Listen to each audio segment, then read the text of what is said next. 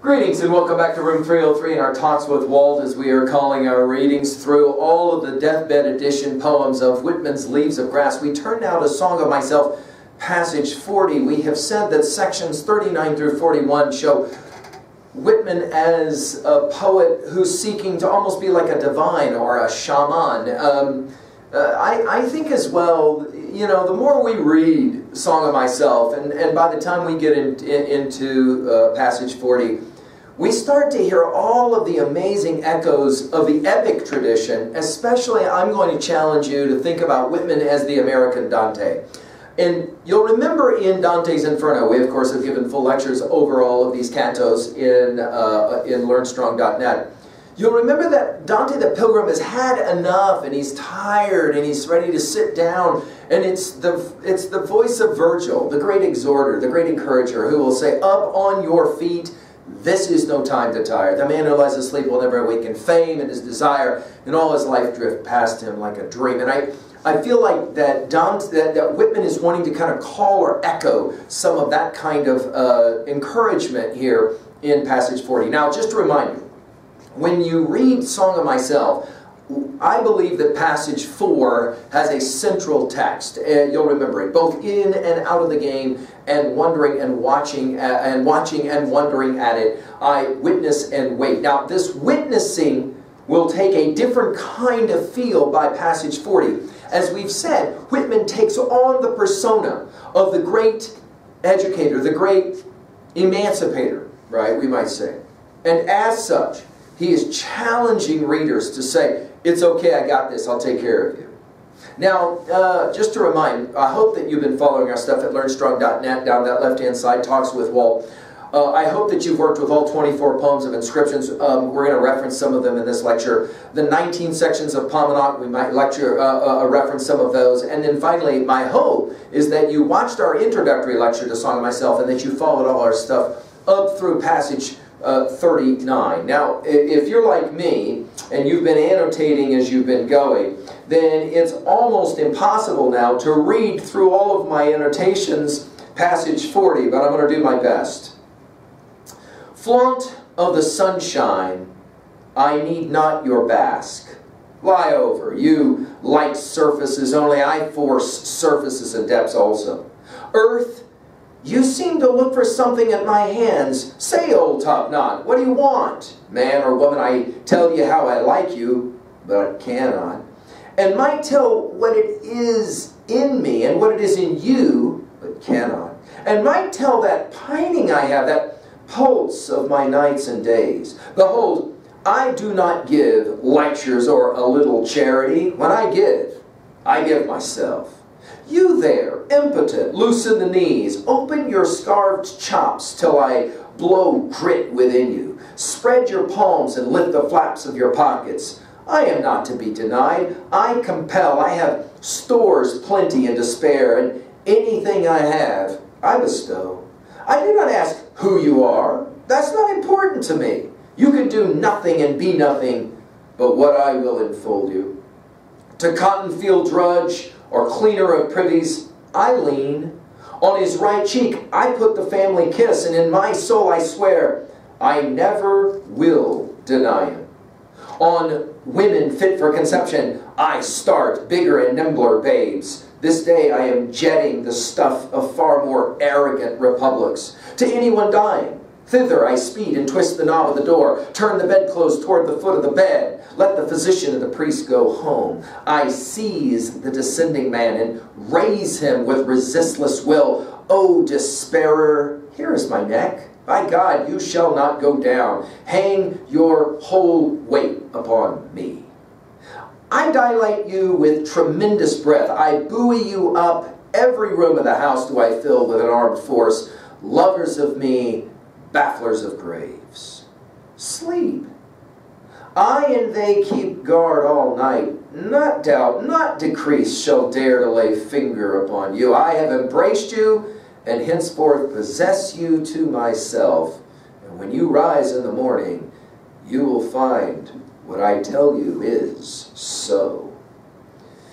Now the genius of that, I mean, guys, there's just so much to say about this poem and so little time to say it, but just note, for example, the way Whitman loves to play around with verbs he turns into nouns. Now, this whole project is a compelling idea. I mean, we see it all the time in Leaves of Grass. Notice, flaunt and bask are both verbs, but he turns them into nouns, and in so doing, he will prove to us that life is this dynamic kind of ongoing. I mean, we love, no pun intended, we love words like this. Love can be both a verb as well as a noun, and so school can be both a verb as well as a noun.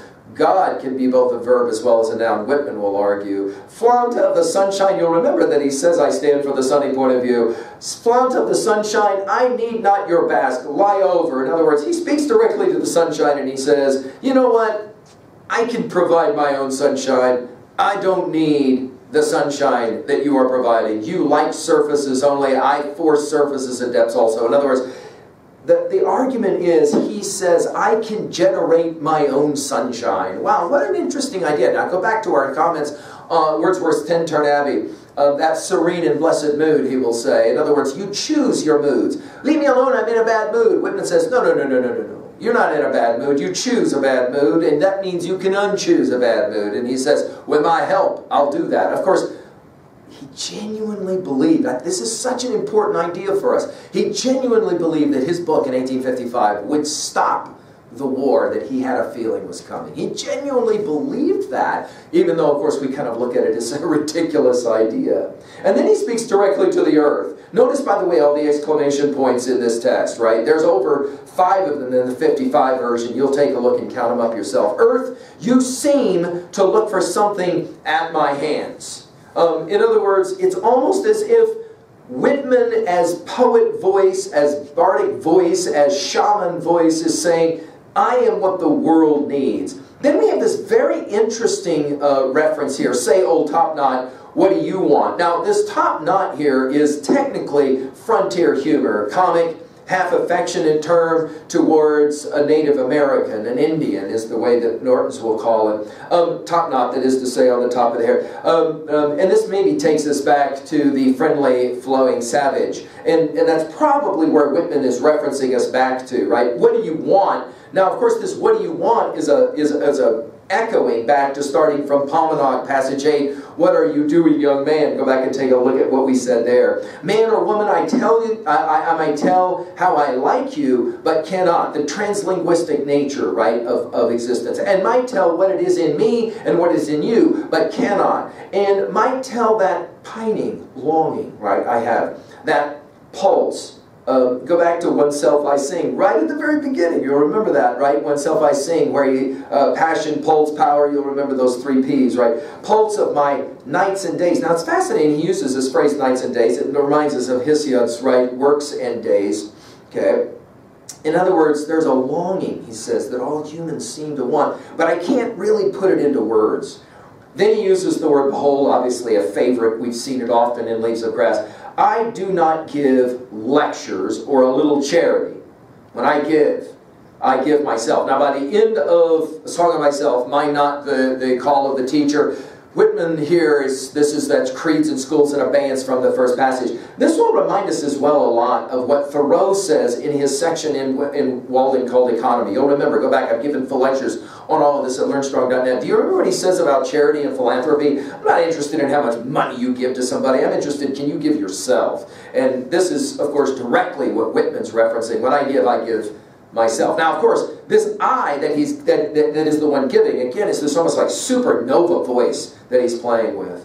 You there. Now, Whitman loves this, doesn't he? Where he reaches out almost and he says, you there. And then he says it directly. Impotent. Now, obviously, we can be speaking sexually or we can just be speaking spiritually, right? Loosen the knees. Open your scarf chops, of course, the worn down face, right? Till I blow grit within you. Now, that is to say, the true healer. I'm gonna infuse you with energy, right? Spread your palms and lift the flaps of your pockets. I am not to be denied. I compel. I have stores, plenty and to spare, and anything I have, I bestow. In other words, true charity. In other words, Whitman argues that when you read his poetry, it will somehow infuse you with energy. And of course, there's a good argument to be made. That's exactly what we're finding in our talks with Walt. There's so many of these lines. Dude, you cannot finish reading this stuff and not somehow feel elated, somehow feel encouraged, somehow feel alive again. I do not ask who you are.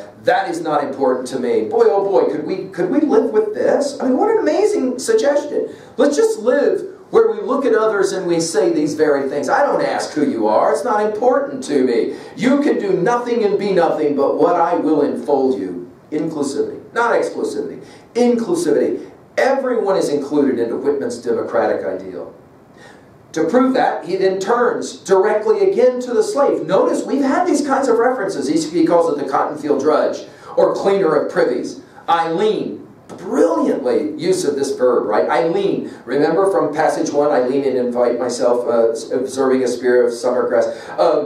Passage 33, different kind of leaning on a cane at that point. I lean. On his right cheek, I put the family kiss.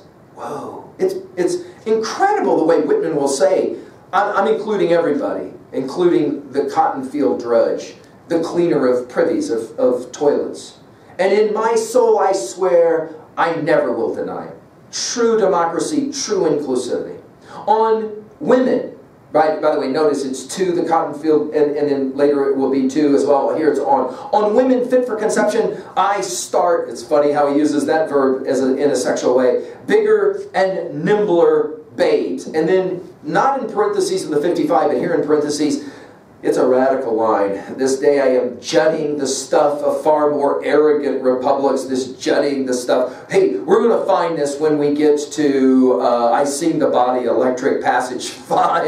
And it will be, I mean, it's some compelling, it is some compelling stuff. I'm going to hold off and wait for us to get there, and we'll read that and go, I cannot believe he wrote that line in 1855. This day I am jutting the stuff of far more arrogant republics. We're going to meet this arrogant as I ebbed with the ocean of life in passage 2. And of course, when he uses the word republic, we can't help but think of the project of Plato in his classic Republic, right? And we've given full lectures on every book of that as well at learnstrong.net. Then we're back to that formulation with 2. To anyone dying. Now here we go, the great healer, the great physician. Yes, definitely calling on the New Testament Christian gospel idea of Christ as the great healer. To anyone dying, thither I speed and twist the knob of the door, turn the bedclothes toward the foot of the bed, let the physician and the priest go home. In other words, creeds and schools and abeyance. In other words, I can do what physicians and priests cannot do.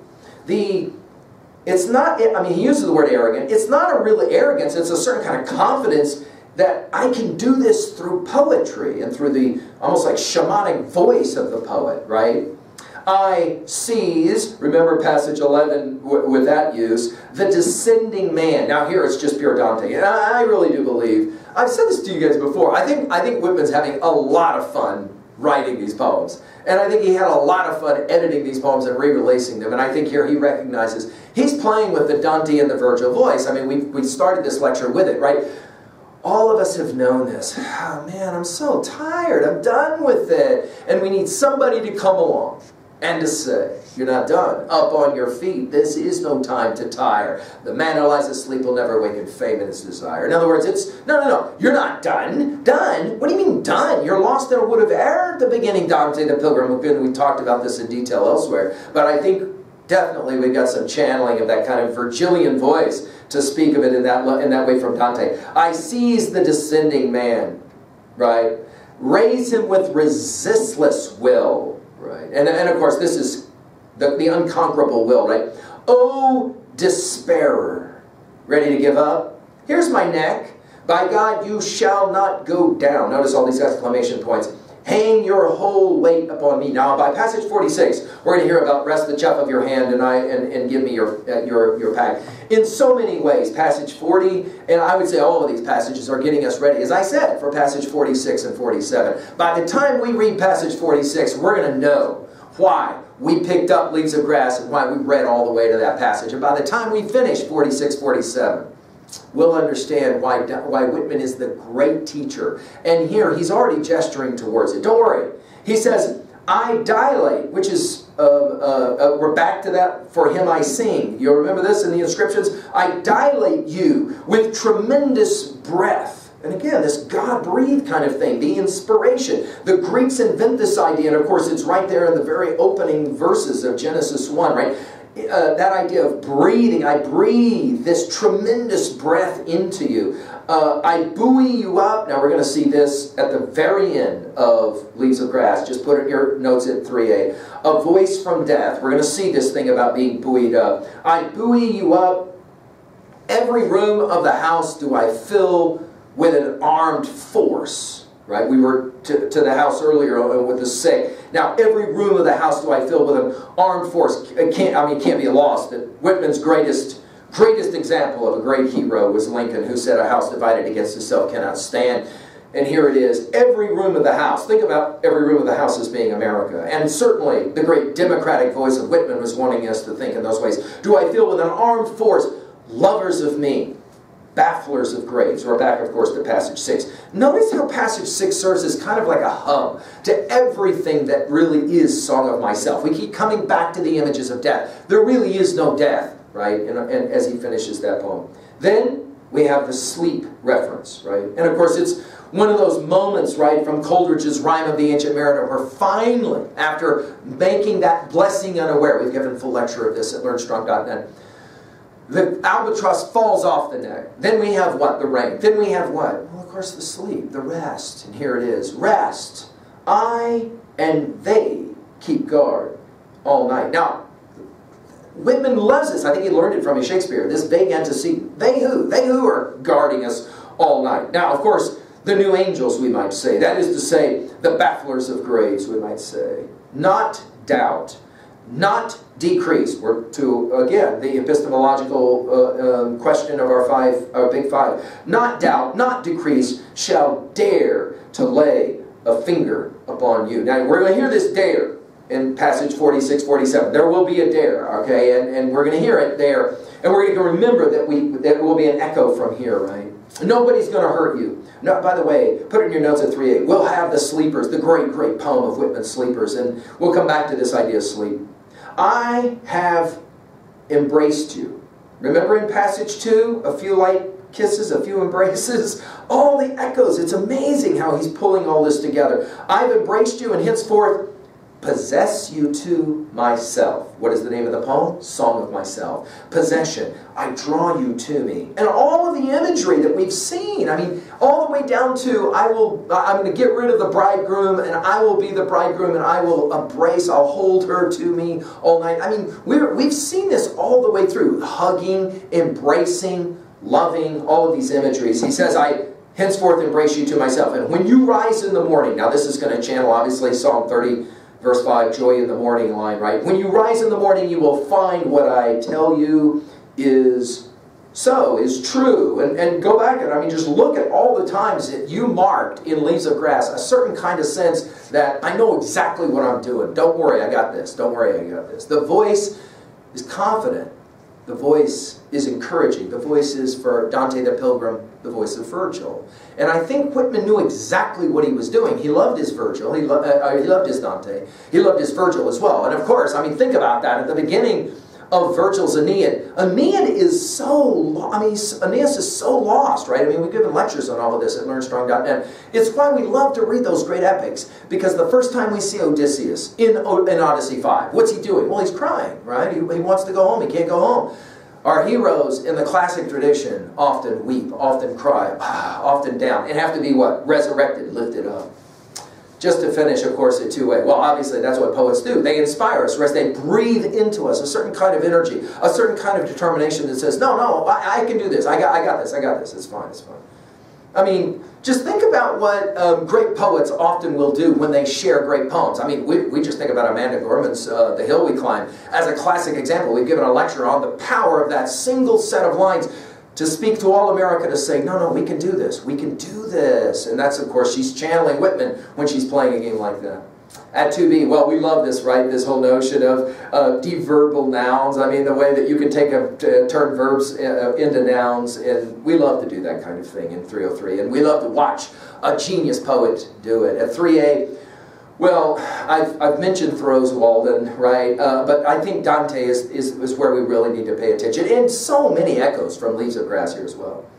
Finally, at 3B, how are you going to own a passage like this? What was a time in your own biography when you needed picked up, you needed supported, you needed, can we say the word embraced using the lines of this poem?